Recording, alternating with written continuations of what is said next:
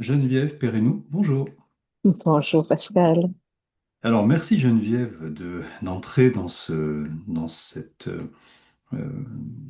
je dirais, dans ce groupe de réflexion qu'on est en train de former pour parler de l'espoir, de parler de l'espoir dans le soin.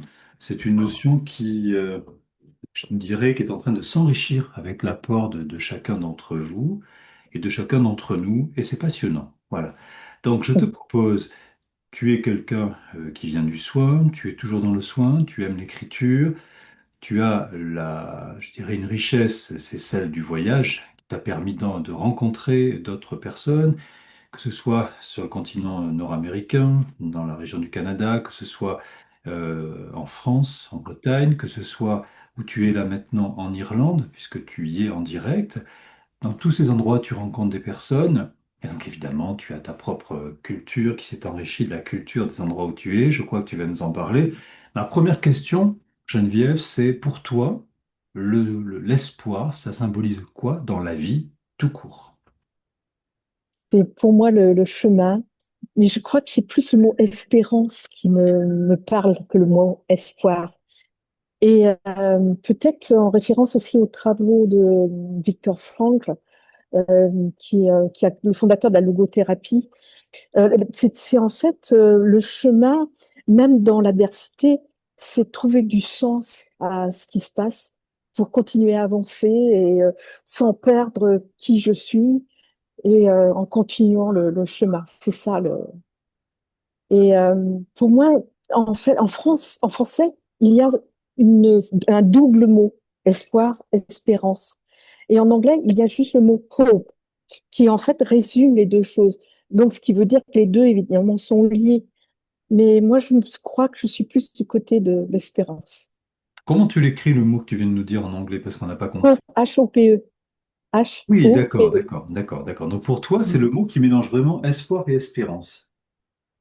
Oui, tout à fait. D'accord. Oui, Alors, oui, oui, dans la langue anglo-saxonne, il n'y a pas un double mot. Ouais. Alors, si je reprends un peu tout ce que j'ai entendu à cet instant sur le mot espoir, j'ai une question. Je demande si pour toi, espoir et espérance, c'est la même chose, et tu es en train de montrer qu'on est dans une passerelle étroite, tellement étroite que pour toi, ben, en Angleterre, on ne la définit pas, mais tu l'as assimilé surtout au chemin. Ça veut dire que tu l'assimiles à un chemin sur Mm. lequel on va pouvoir s'engager, j'imagine. C'est ça, un chemin choisi Un autre malgré les. chemin, un autre Oui, chemin. oui, ne pas perdre le fil de qui on est et continuer à son chemin sans perdre son âme, sans perdre qui on est, cette richesse, cette fragilité, ce désir d'avancer. C'est quelque chose, en fait, qui est inhérent à la personne. Enfin, c'est comme ça que je le ressens. C'est Dans ta vie de tous les jours, je ne parle pas de ta vie de soignante, je parle de ta vie de femme, ta vie de maman, ta vie d'épouse. Est-ce que tu utilises le mot espoir ou espérance facilement? non, non, mais je crois que il est là en sous-marin. Il est là dans tout ce que mon mari et moi avons pu vivre, tant dans ses affaires que dans mon chemin, avec accompagner aussi les enfants qui sont dans un nouveau projet. Et je trouve ça, c'est la vie. C'est ça qui fait qu'on est vivant. Et que si on n'a pas de projet, si on n'a pas d'espérance dans l'avancée, dans une amélioration des richesses. De richesse, je ne parle pas financier, je parle richesse humaine, richesse de la découverte, richesse aussi de la présence aux autres, la richesse de l'entraide. Et c'est pour ça que je suis vraiment bien en Irlande, parce qu'il y a cette richesse justement de la rencontre des autres, et qui est assez étonnante, et dans lequel je me sens vraiment, vraiment bien. Je crois, ce côté de la culture irlandaise qui fait que je veux y vivre. Ouais, c'est aussi clair que ça. Même si Qu'est-ce que elle est en tu train de vois? changer. Qu'est-ce que tu vois, Geneviève, dans la culture irlandaise qui donne une place peut-être privilégiée à l'espoir ou à l'espérance? la gentillesse, l'attention à l'autre, le lien aux autres, la curiosité, mais la curiosité pas malveillante, la curiosité de qui tu es, toi. Raconte-nous. Et je suis allée rencontrer par exemple les Men's Shed ici, qui est en fait un regroupement d'hommes le truc s'est créé en Australie, dans l'outback, quand les hommes qui étaient célibataires, en fait, basculaient rapidement dans l'alcool et mouraient. Et en fait, ils ont commencé à se regrouper et ils se sont mis à travailler ensemble, mais avec un concept, les hommes parlent côte à côte et les femmes face à face. Et à partir de là, j'ai découvert des hommes qui n'avaient jamais parlé d'émotion, qui en fait, je les voyais avec une gentillesse en train d'aider la personne qui était malvoyante à franchir la marche, à accompagner aussi la personne autiste pour qu'elle soit coucounée, une gentillesse, quoi, c'est ça. Et je crois que c'est l'héritage de ce qui leur est arrivé dans la grande famine. Et en fait, ça, c'est un événement, quand j'ai fait des études en Irlande, il y a une trentaine d'années, qui m'avait beaucoup, beaucoup marqué. J'étais allée voir le musée à Cork et c'était là le dernier départ pour les États-Unis. Et en fait, en réétudiant cette histoire-là, mais c'est une histoire monstrueuse, c'est l'histoire de Gaza, tout simplement, actuellement. Et en fait, elle va commencer en 1845, se terminer 7 ans plus tard seulement. Alors, à cette époque-là, l'Irlande est sous la mainmise, sous une coupe monstrueuse de l'Angleterre, à une période où l'Angleterre est encore la principale puissance économique de la planète. Et en fait, l'Irlande est leur grenier à grains et elle est tenue par des lords anglais, enfin ils sont irlandais, mais qui sont loyaux à la couronne britannique. Et en fait, le mildiou va arriver en Europe en 1845 par le port d'Anvers et contaminer toute l'Europe. Mais les gouvernements européens, sauf irlandais, en fait, vont bloquer, par exemple, les exportations de céréales pour que la population ait à manger. Bon, ça va quand même déboucher sur la crise de 48 en France et aussi dans le reste de l'Europe. Mais en Irlande, en fait, on est sous la coupe anglaise où c'est un gouvernement libéral. La mentalité un peu trumpienne actuelle. Et en fait, ils disent que c'est vraiment la société qui doit laisser les choses se faire. Et donc, ils vont apporter strictement aucune aide à la population et continuer à importer sur l'Angleterre toute la nourriture. Et c'est cette population sur l'ouest de l'Irlande qui est très très pauvre, mais qui avait cette pomme de terre et elle avait suffisamment à manger, qui va subir. Et en fait, l'Irlande avait à cette époque-là à peu près 8 millions et demi d'habitants. Et 7 ans plus tard, il y a 2 millions qui ont émigré, essentiellement vers les États-Unis, le Canada, la Nouvelle-Zélande, l'Australie, aussi vers l'Angleterre. 1 million qui va mourir et il y a les cimetières de la famine. Et on voit aussi maintenant les travelers qui existent toujours, qui sont en fait les descendants de ces gens qui ont été expulsés par les Anglais des terres parce que pour des histoires d'impôts, enfin c'est un peu plus complexe à expliquer. Et donc cette population vit toujours en Irlande à la manière de nos gitans. Alors ce sont des Irlandais de souche.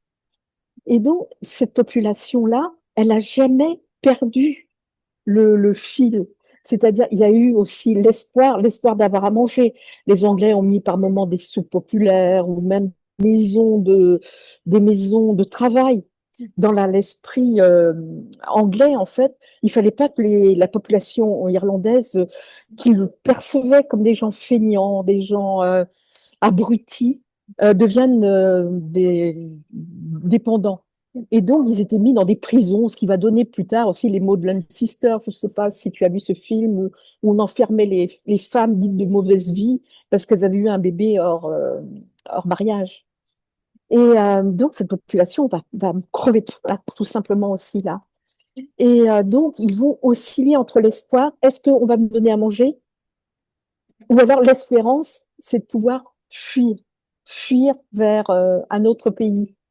Alors, donc c'était seulement ceux qui avaient les moyens encore de payer un billet de bateau dans ce qu'on appelle les boats coffin, les coffin boats, les bateaux cercueils qui traversaient en fait l'Atlantique. Et donc là, dans ces bateaux aussi, il y avait des épidémies énormes. Les gens mouraient en fait de typhus, typhoïde.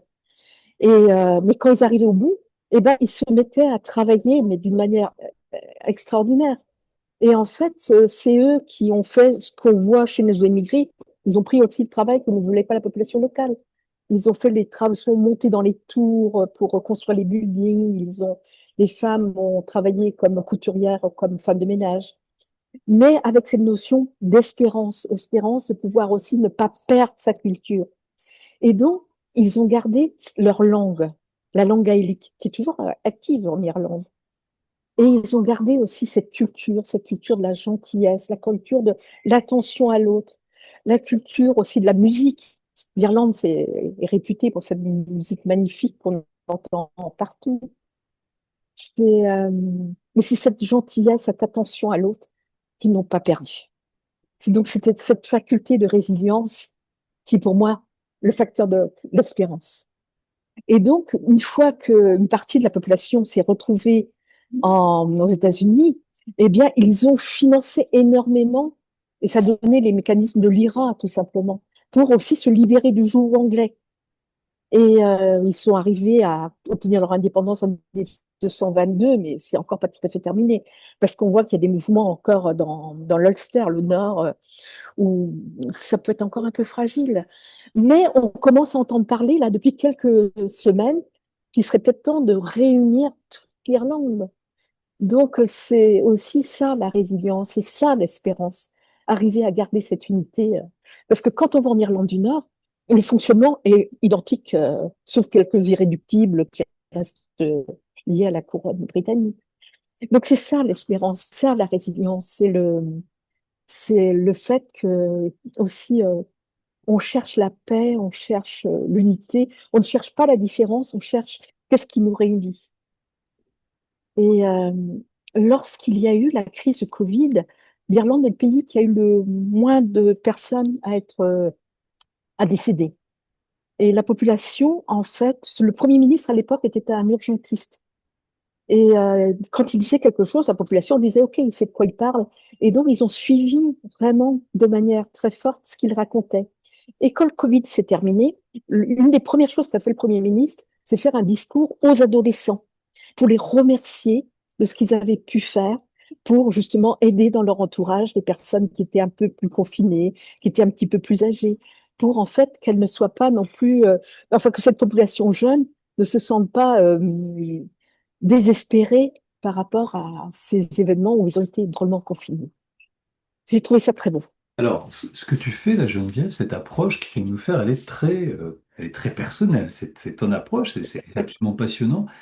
Et tu viens donc, toi, de présenter l'espoir en à l'espérance et en montrant un chemin où on défend sa liberté de rester vivant, sa Ouais. liberté de pouvoir s'associer aux autres pour que ce soit un mouvement existentiel, en fait, Mhm. maintenir la vie. Tu as parlé, en fait, tu as associé, j'ai entendu, moi, dans l'espoir, c'est l'espoir de rester en vie, survivre et s'associer pour que ce soit plus fort. Tu as fait un lien intéressant, tu as dit espoir, tu as parlé d'espérance et tu as rajouté résilience. Et tu as mis la résilience dedans pour montrer que la résilience, c'est donc réparer quelque chose, réparer une souffrance, mais la réparer en étant ensemble. Et donc, Ensemble. dans une histoire où on voit bien qu'on a écarté des gens qui amenaient le danger, où on se disait ils vont nous amener un germe, ils vont nous amener une maladie, comme dans toute épidémie, eh bien on voit qu'il y a eu quelque chose qui a fonctionné, malgré des gens qui étaient partis, ça s'est rassemblé, et ça donne aujourd'hui cet endroit où, à mon avis, tu aimes cette notion d'espérance qui est vécue, en fait, qui est vécue au Mhm. quotidien. Quand tu verras les autres interviews, on parle de la distance dans l'espérance. On espère quelque chose à distance. L'espoir Mhm. est plus proche. Là, tu nous parles en fait d'une philosophie de vie qui baigne Mhm. toujours dans l'espérance parce que l'espoir est injecté tous les jours au travers d'actions collectives. C'est ça que j'entends. C'est ça, c'est ça. D'accord. Oui. Et que c'est incarné. Ok. Alors on Oui. bascule maintenant dans le soin. Raconte-moi dans le Oui. soin, tu viens de parler du Covid, et est-ce que dans le soin, pour toi, l'espoir a été un moteur que tu as trouvé présent chez des patients ou que tu as incarné toi aussi? L'espoir, oui, dans le Covid, en fait, c'était clair pour moi toujours, puisque j'avais fait quand même beaucoup de travail en réa avec, il y avait des trucs, beaucoup de trucs infectieux. C'était en fait, jeune infirmière, on récupérait là où je travaillais des premiers cas de grippe aviaire en Chine, mais sans savoir ce que c'était à l'époque. Puis on voyait que finalement, bah, les gens étaient jeunes aussi, ils récupéraient, ils étaient crevés, ça durait du temps. Donc, je me suis dit, bon, bah, ça c'est un épisode terrible, le gouvernement a pris ses décisions pour des tas de raisons, mais on va s'en sortir aussi. Et donc, on va suivre, on va attendre que ça se passe en laissant les personnes qui sont aux commandes. Et moi, ce que j'ai fait, puisque j'étais aussi formatrice à ce moment-là, c'est que j'ai passé mon temps au téléphone, alors que j'avais moi-même un Covid long, en fait, mais j'ai passé mon temps au téléphone à soutenir des équipes que j'avais accompagnées pour, en fait, leur dire, on va s'en sortir, c'est dur, c'est vrai, mais heureusement que vous êtes là. Et pensez à tout ce que vous faites. Regardez la beauté de votre travail dans l'accompagnement de ces personnes âgées qui sont complètement désemparées, qui ne comprennent rien à ce qui leur arrive, parce que beaucoup ont des maladies d'Alzheimer. Mais vous êtes une présence soutenante, une présence. Et donc, dans l'accompagnement aussi, c'est là que l'hypnose est vraiment intéressante. Parce que quand quelqu'un commence à basculer dans le désespoir, c'est s'asseoir à côté de lui, donc toujours le lien aux gens et les amener à réfléchir, à retrouver des choses belles qu'ils ont fait dans leur vie, quelles, quelles difficultés ils ont pu passer, peut-être des petites choses, peut-être des grandes choses, mais ce dont eux-mêmes sont fiers. Et du coup, qu'est-ce qu'ils vont pouvoir laisser à à leur famille? Et donc, certaines équipes comme ça ont écrit pour une personne âgée des choses significatives que disait la personne âgée. Et ça peut être transmis après, la personne étant décédée, aux familles. Donc ça, c'est aussi transmettre de l'héritage. C'est de l'héritage, de l'espérance. Donc, et dans certains textes m'ont été lus. Alors, c'était écrit parfois d'une manière maladroite, d'une manière orale. Peu importe, ça avait du sens. Et c'est ça qui est important, le sens et le message qui était transmis aux familles. Et derrière, c'était de l'amour, du pardon parfois, oui, et de l'espérance aussi. Alors, ce qui est intéressant, là, tu nous donnes également quelque chose de très proche de ce que tu penses toi, qui est très singulier, c'est ton approche. Tu passes beaucoup de temps dans ton travail avec les personnes âgées, et en particulier avec les équipes qui entourent les Ouais. personnes âgées, et donc et les familles. Et tu donnes finalement une notion intéressante, c'est que quand on parle d'un accompagnement de personnes qui vont mourir, qui finissent leur vie, on ne parle pas forcément d'espoir. Et pourtant là, tu parles de l'espoir de la transmission, De l'espérance. l'espoir que le chemin continue finalement et C'est qu'on ça. parte avec des choses qui ont été écrites, qui ont été transmises. Ce que tu Mm. racontes, ce que tu expliques là, en parlant d'événements de vie, de beaux événements de vie qui vont venir aider quelqu'un qui est perdu dans sa démence, par exemple, eh bien, tu nous l'avais bien expliqué dans des conférences.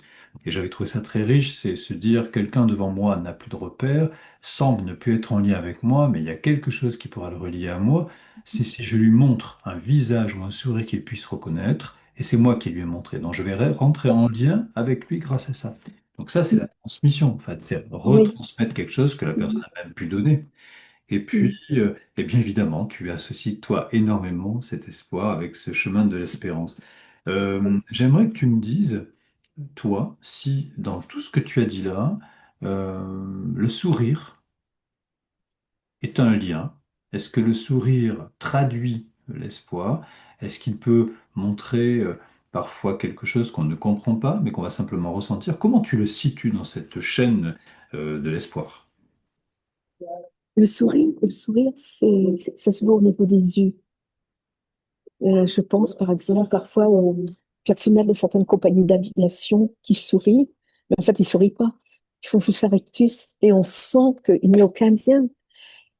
Le sourire, c'est une présence, c'est une attention à l'autre. Je suis là.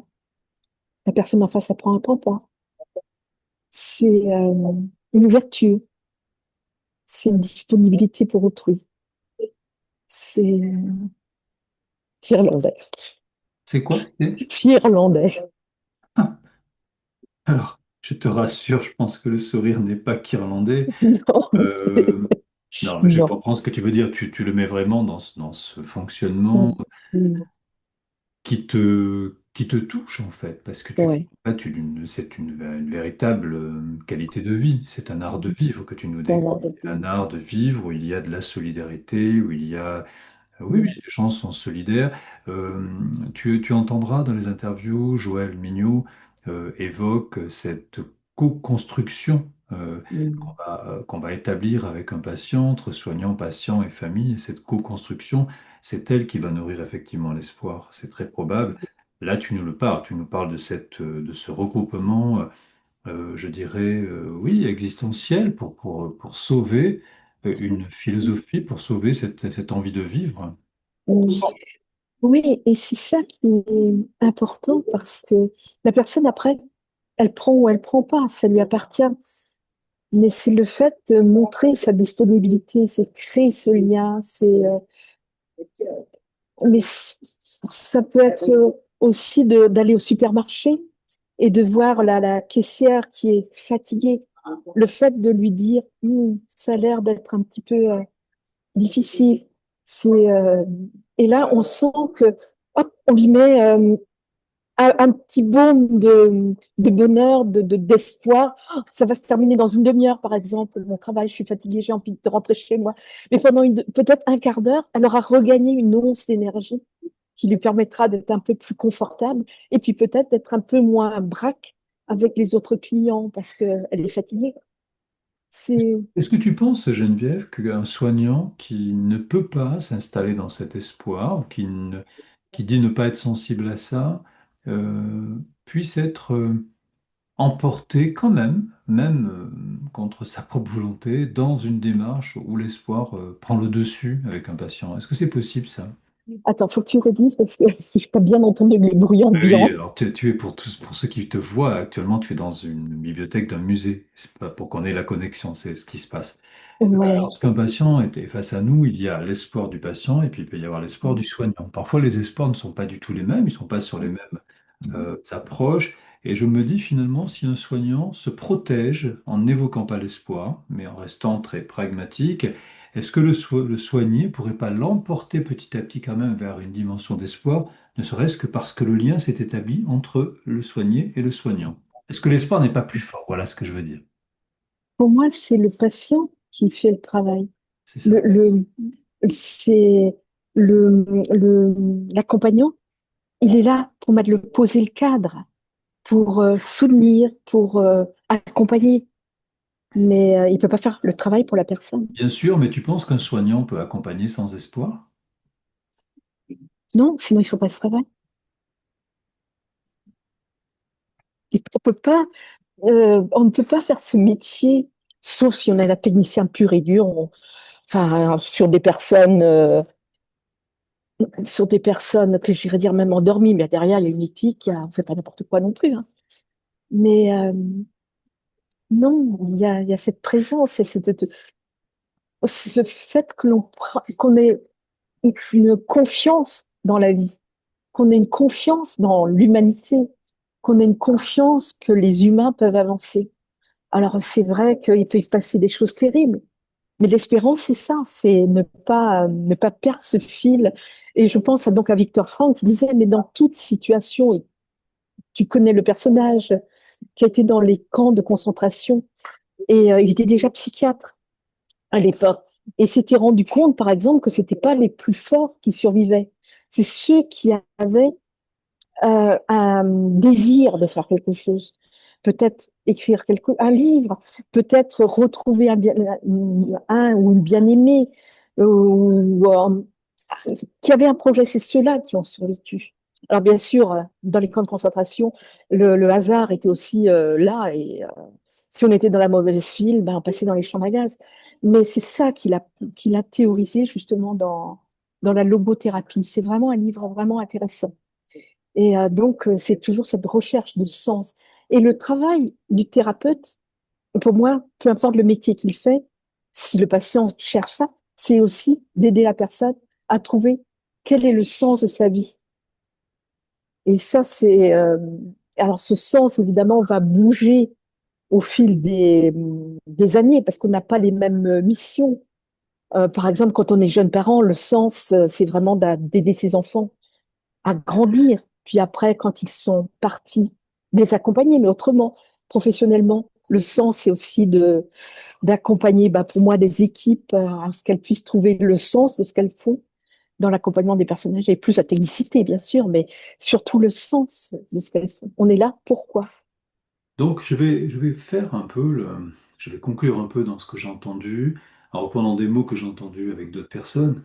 Finalement, on pourrait dire dans tes mots que l'espoir, qui est nourri et très étroitement lié à l'espérance, va probablement cultiver cette envie de sauver la liberté, de garder son identité et de trouver du sens à sa vie. Hein.